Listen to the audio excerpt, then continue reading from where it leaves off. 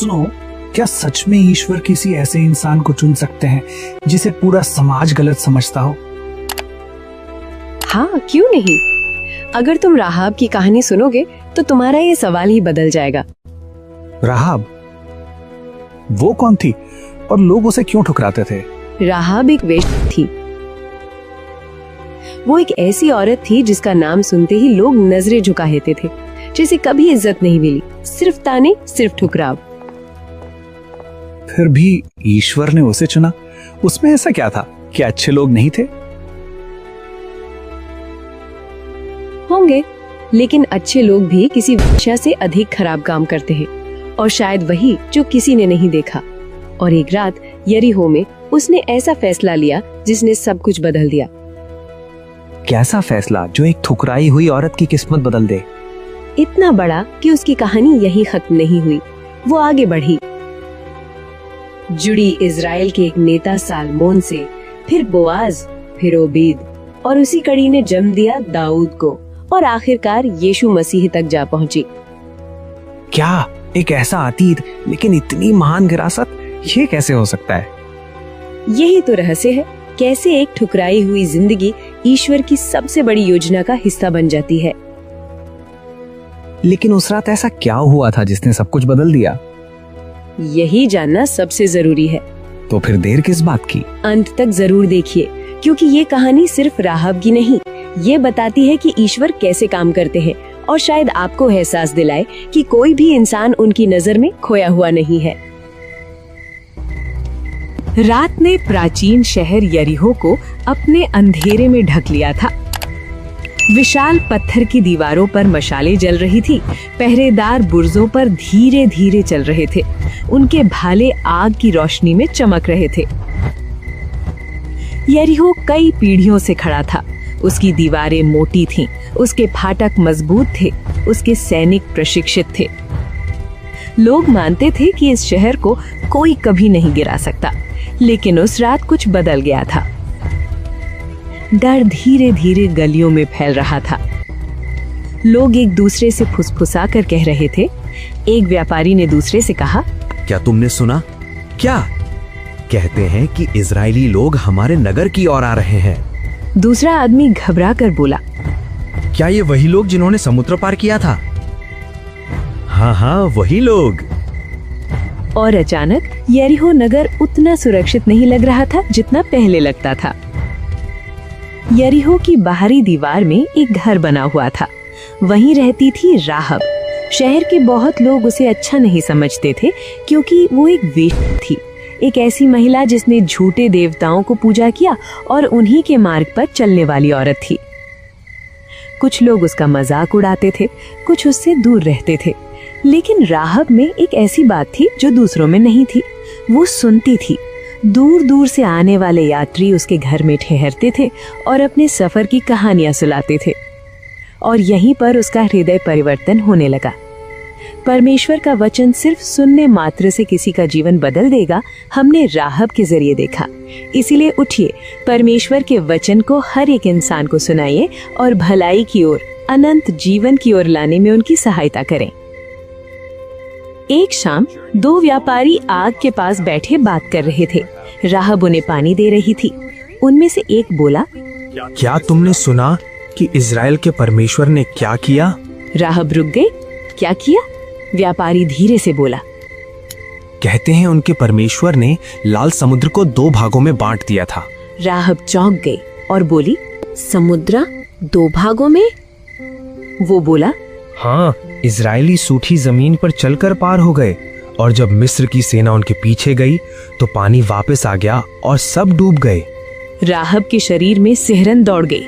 यरीहो की किसी भी देवता ने ऐसा कभी नहीं किया था। उसी पल वो अपने देवताओं को छोड़ यहोवा पर विश्वास करने लगी।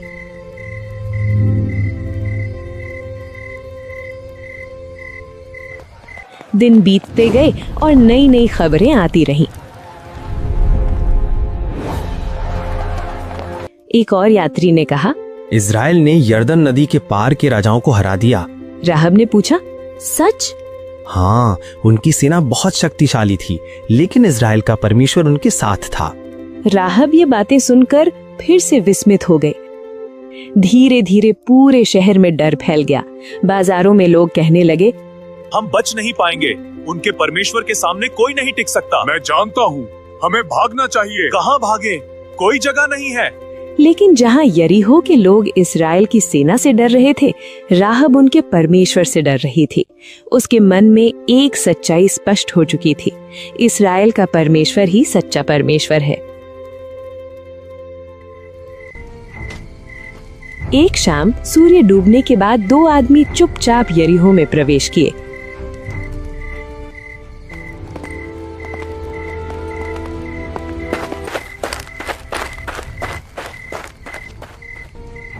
वे गलियों से होते हुए शहर की दीवारों को देख रहे थे। ये लोग यहोशू द्वारा भेजे गए जासूस थे। आखिरकार वे राहब के घर पहुंचे।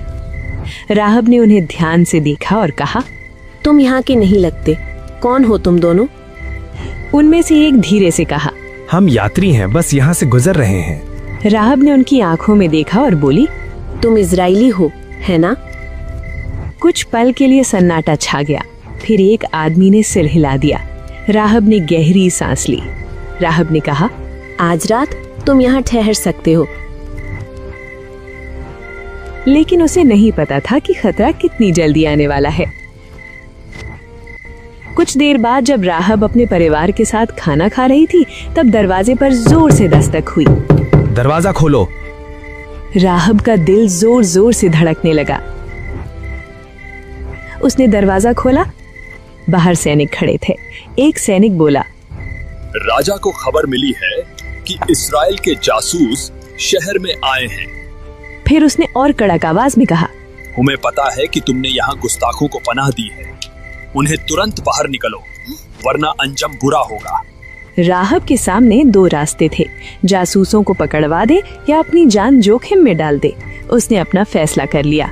राहब ने पहले ही जासूसों को छत पर सूखती सन की गठरियों के नीचे छुपा दिया था। वो बाहर आई और शांत स्वर में बोली, हाँ, 2 आदमी आए तो थे। राहब ने शहर के फाटक की ओर इशारा किया।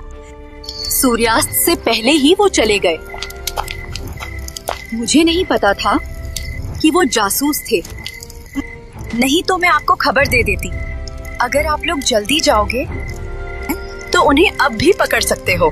सैनिक तुरंत भाग गए। दीवार फाटक बंद हो चुका था। राहब ने राहत की सांस ली और छत पर गई।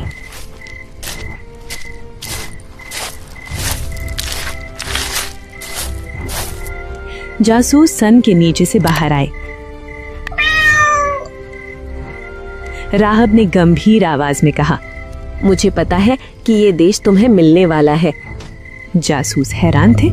राहब बोली, हमने सुना है कि तुम्हारे परमेश्वर ने लाल समुद्र को सुखा दिया और तुमने यर्दन के पार के राजाओं को हरा दिया। तुम्हारा परमेश्वर ही स्वर्ग के ऊपर और पृथ्वी के नीचे सच्चा परमेश्वर है। मैंने आज तुम्हारी रक्षा की है। अब तुम मुझसे एक वचन दो। जासूस बोले, क्या वचन चाहिए तुम्हें? राहब बोली, जब तुम इस शहर पर आक्रमण करोगे, मेरे परिवार को बचाना। मेरे पिता, मेरी माता, मेरे भाई, मेरी बहन। एक जासूस बोला, हम अपनी जान देकर भी तुम्हारा वचन निभाएंगे। रो मत, तुमने यहोवा पर भरोसा किया है तो तुम्हारी जान बख्श दी जाएगी।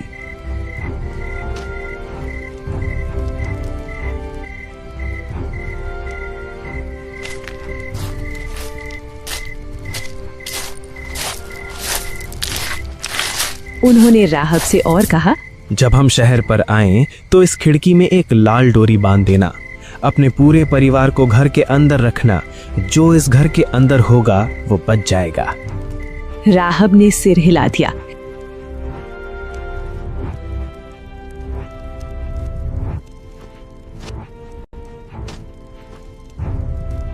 कुछ दिनों बाद इस्राएल की सेना यर्दन नदी पार करके यरीहो के पास पहुंची। शहर के फाटक बंद हो गए। डर हर जगह फैल गया। राहब ने अपने परिवार से कहा, सब मेरे घर में आ जाओ। उसके पिता ने पूछा, क्यों? राहब ने खिड़की की ओर इशारा किया जहां लाल डोरी बंधी थी। क्योंकि यही हमारी सुरक्षा है। फिर कुछ अजीब हुआ।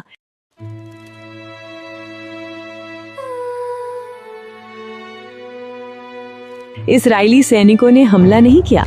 वो रोज शहर के चारों ओर एक बार घूमते। पुजारी नरसिंघे बजाते, यरीहो के सैनिक दीवारों से हंसते, लेकिन राहब चुप थी।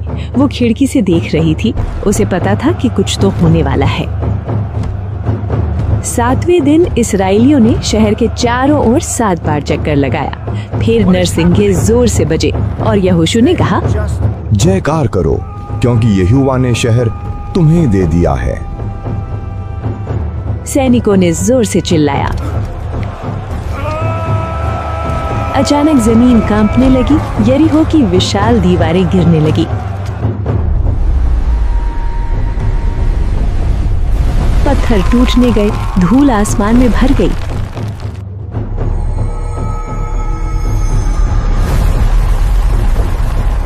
लेकिन एक जगह दीवार खड़ी रही, राहब का घर, जहां लाल डोरी बंधी थी। इस्राएली सैनिक शहर में कूच किए। उन्होंने राहब और उसके परिवार को बाहर निकाला। वचन पूरा हुआ। राहब ने पीछे मुड़कर देखा, यरीहो जल रहा था। उसका पुराना जीवन खत्म हो चुका था और एक नया जीवन शुरू हो रहा था। बाद में उसने इस्राएल के एक व्यक्ति जो एक नायक भी था, उससे विवाह किया।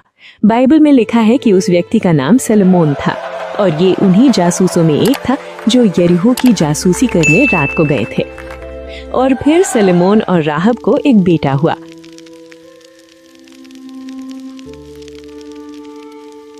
जिसका नाम बोआज रखा गया। बोआज।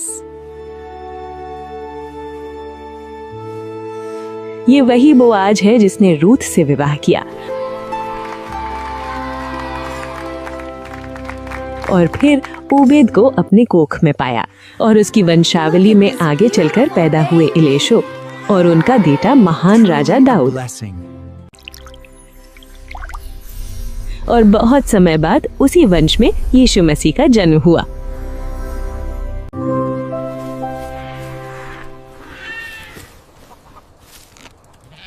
लाल डोरी का मतलब, राहब की कहानी विश्वास की कहानी है। एक ऐसी स्त्री जिसने सबके विरोध के बावजूद, अपने जीवन भर के देवताओं को मानने के बावजूद सच्चे परमेश्वर पर भरोसा किया। लाल डोरी उसकी खिड़की में लटक रही थी, लेकिन वो सिर्फ रस्सी नहीं थी, वो आशा का चिन्ह थी। एक याद दिलाने वाला चिन्ह कि विश्वास किसी का भी जीवन बदल सकता है। राहब की विश्वास और सेवा ने न केवल उसे बचाया, बल्कि उसे परमेश्वर की प्रजा के बीच एक स्थान भी दिया। राहब और उसके परिवार के उद्धार का चिन्ह उसकी खिड़की में बंधी हुई लाल रंग की रस्सी थी। आज हम भी एक दूसरी लाल रस्सी को थाम सकते हैं, यानी यीशु का लहू, जो हमें शुद्ध करता है और हमें परमेश्वर की अमूल्य संपत्ति बना देता है। हम उस खाली और व्यर्थ जीवन से, जो कभी हमें गुलामी में बांधे हुए था, मसीह के बहुमूल्य लहू के द्वारा छुड़ाए गए हैं। अगर आपको ये विश्वास की कहानी पसंद आई तो लाइक कीजिए, कमेंट कीजिए और शेयर कीजिए इस वीडियो को, ताकि हर मनुष्य परमेश्वर के उस बहुमूल्य गुलाबे को स्वीकार सके और उसके आगे अपना जीवन रख सके।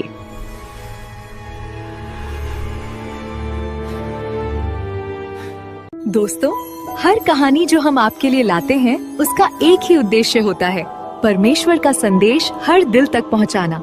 लेकिन ये सफर हम अकेले नहीं कर सकते, हमें आपके साथ की जरूरत है। अगर हमारी कहानियाँ आपके दिल को छू जाती हैं, तो आपका प्यार हमारे लिए काफी है। बाइबल के अनोखे किस्से चैनल को लाइक कीजिए, शेयर कीजिए और सब्सक्राइब करना मत भूलिए। आपका एक क्लिक हमारे लिए सिर्फ एक संख्या नहीं, बल्कि एक आशीर्वाद है, जो हमें और कहानियाँ बनाने की प्रेरणा देता है। आइए मिलकर परमेश्वर के वचनों को हर घर और हर दिल तक पहुँचाएं। बाइबल के अनोखे किस्से, एक कहानी, एक आशीर्वाद।